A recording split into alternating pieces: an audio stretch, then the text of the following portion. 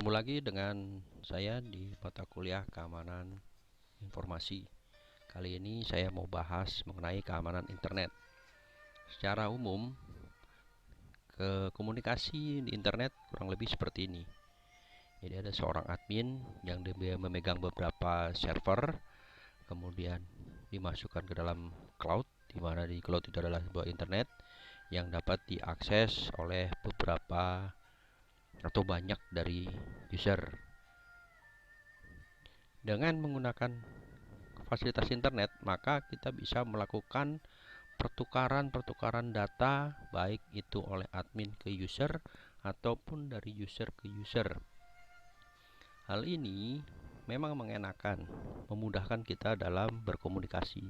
Tetapi yang mesti kita hadapi adalah ada celah mengenai keamanan informasi.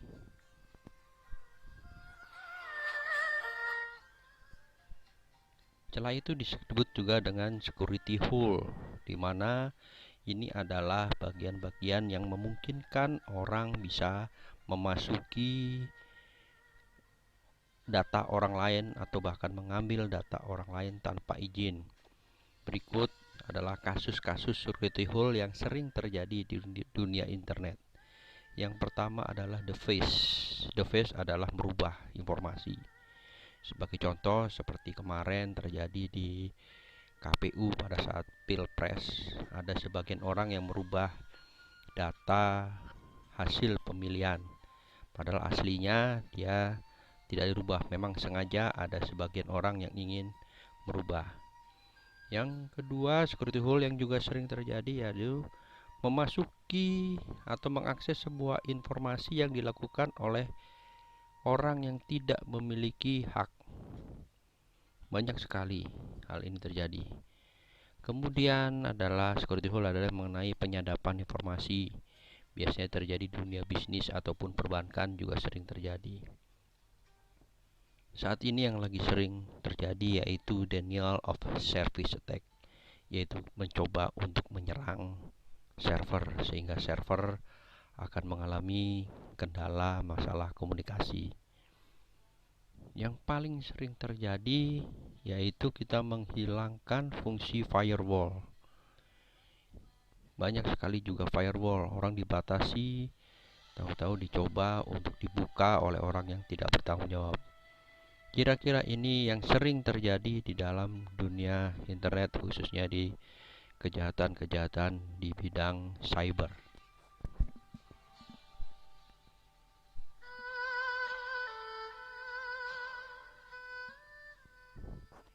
Bagaimana kita proses mengamankan? Kita sudah tahu kejahatan-kejahatan internet, maka kita harus bisa melakukan strategi bagaimana kita mengamankan.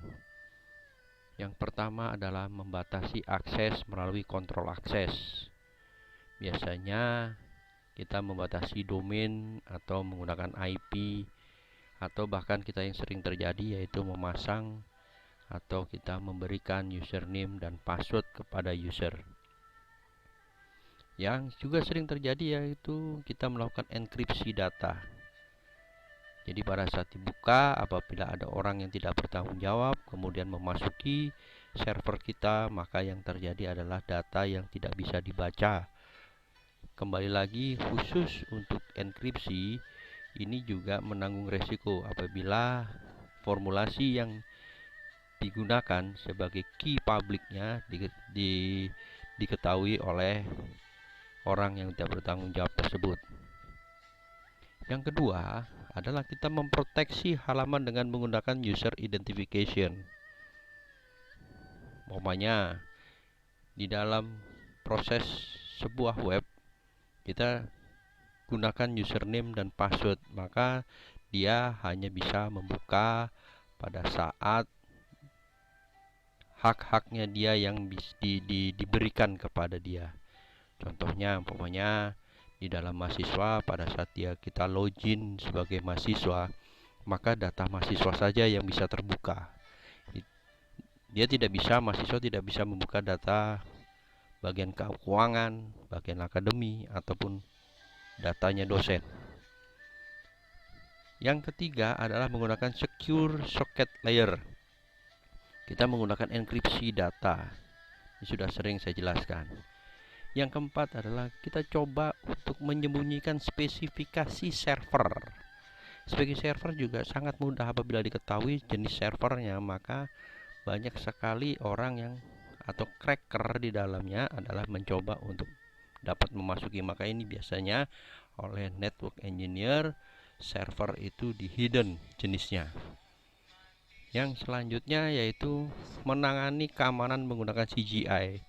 CGI adalah sebuah program untuk mencoba seperti memancing supaya informasi itu bisa keluar, padahal data itu data tidak resmi. Itu biasanya kalau di dalam server kita menggunakan telnet di dalamnya. Jadi kita coba, atau kita juga di dalam network, mungkin Anda kenal dengan kita menggunakan netcard di dalamnya. Itu adalah orang-orang tidak bertanggung jawab untuk masuk ke jaringan. Tapi kalau ke dalam server, namanya adalah CGI, untuk bisa masuk ke dalam sebuah server dengan menggunakan aplikasi yang dapat memancing orang untuk masuk ke dalamnya. Di dalam server atau dalam web, kita mengenal dua jenis server, ya, ada web server dan database server. Apa itu web server? Web server adalah perangkat lunak yang dipasang sebuah server digunakan untuk menyediakan layanan data dan protokol, baik HTTP ataupun HTTPS. Anda sudah ketahui apa bedanya HTTP dan HTTPS. HTTPS, S-nya itu adalah secure, lebih aman. Ada beberapa contoh web server yang saat ini banyak digunakan, seperti Apache, Apache Tomcat, IIS, LightSTB, Lightspeed, Zeus Web Server. Ini dan masih banyak lagi. Inilah yang banyak sekali orang gunakan di dalam proses web server. Yang kedua, apa itu database server? Database server adalah sebuah program komputer yang menyediakan layanan data yang disalurkan ke komputer lain. Jadi istilahnya layanan dari komputer database disalurkan kepada komputer lain dengan kode program yang sudah ditentukan. Jadi kalau kita lihat bahwa web server itu adalah berisikan server dan aplikasinya, sedangkan database kita bicara masalah datanya. Biasanya kalau di dunia industri antara web server dan database server itu dipisahkan. Jadi kalau ada orang mencoba masuk, pertama kali yang dibaca adalah web server.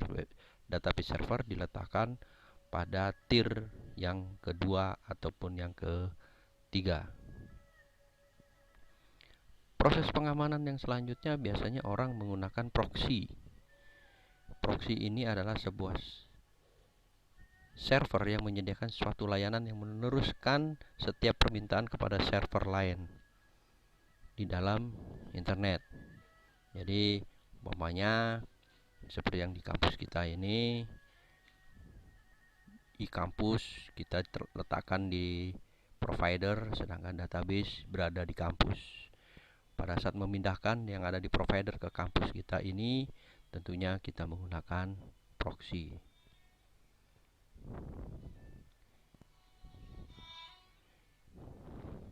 Demikian kurang lebihnya di dalam proses pengamanan informasi.